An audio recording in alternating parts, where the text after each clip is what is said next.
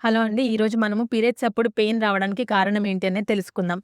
So, periods ఎలా వస్తాయి అనంటే ఎవ్రీ మంత్ గర్భసంచి లోపల పొర అనేది పెరిగి ఒకవేళ ప్రెగ్నెన్సీ రాలేదనుకోండి, అదే బ్లీడింగ్ రూపంలో షెడ్ అయిపోతుంది. కొంతమందికి ఏమవుతదనంటే బ్లీడింగ్ అనేది రిట్రోగ్రేడ్‌గా అంటే వెనక్కి వెళ్లి ఈ ట్యూబ్స్ ద్వారా బయటికొచ్చి పక్కనే ఉన్న అండాశయాల మీద లేదా అబ్డోమెన్ లోపల లేదా పెరిటోనియంకి గానీ, పేగులకి గానీ, మూత్రపిండాల పైన పడే అవకాశం అనేది ఉంటుంది. ఆ కండిషన్‌ని మనం ఎండోమెట్రియోసిస్ అని అంటాము.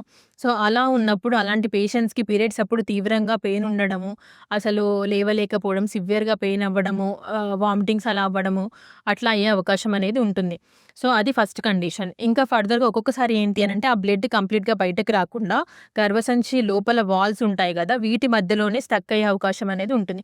ఆ కండిషన్‌ని మనం అడినోమయోసిస్ అని ఉంటాం. సో, ఇలా ఉన్నా కూడా పీరియడ్స్ అప్పుడు చాలా పెయిన్ వచ్చే అవకాశం ఉంటుంది. ఇంకొక ఫ్యాక్టర్ ఏంటి అంటే గర్భసంచికి గడ్డలు అంటాం కదా! ఫైబ్రాయిడ్స్ అంటారు.